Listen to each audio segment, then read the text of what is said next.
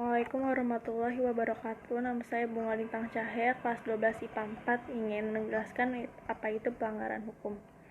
Pelanggaran hukum adalah perbuatan yang bertentangan dengan hukum. Perbuatan yang melawan hukum yaitu suatu perbuatan yang melanggar hak subjektif orang lain yang bertentangan dengan kewajiban hukum. Dari si pembuat sendiri yang telah diatur dalam undang-undang, dengan perkataan lain melawan hukum ditafsirkan sebagai melawan undang-undang.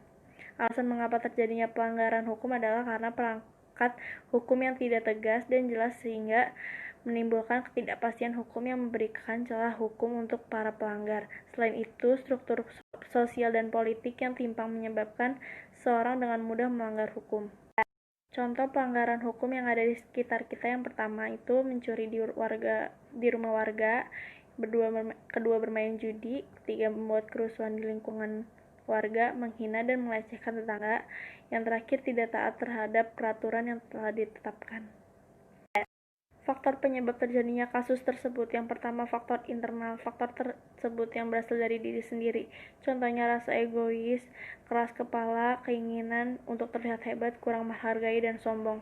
Yang kedua faktor eksternal, faktor yang berasal dari luar diri sendiri, seperti pengaruh lingkungan, sosial, pergaulan, dan media sosial. Contohnya, bergaul dengan orang-orang yang suka melanggar hukum, menonton acara kekerasan, banyak dilihat orang melanggar hukum lalu tidak dihukum.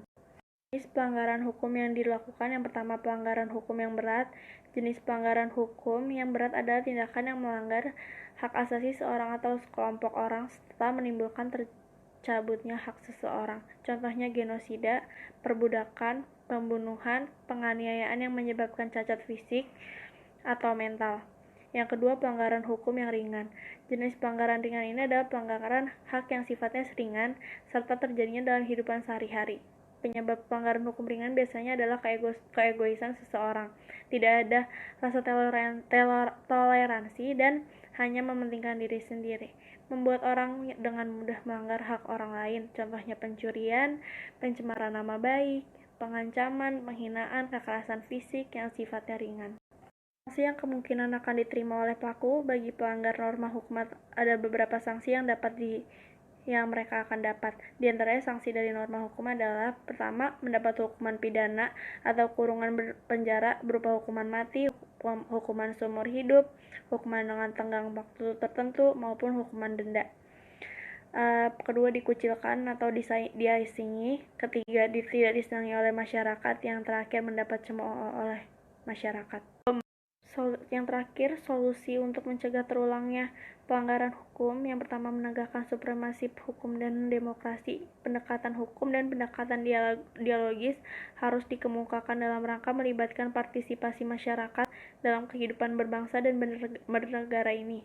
Para pejabat penegak hukum harus memenuhi kewajiban dengan memberikan pelayanan yang baik, adil kepada masyarakat. Yang kedua, meningkatkan kualitas pelayanan publik untuk mencegah terjadinya berbagai bentuk pelanggaran hukum. Kualitas pelayanan publik yang baik akan membuat masyarakat menjadi nyaman. Yang ketiga, meningkatkan profesionalisme lembaga keamanan dan pertahanan negara.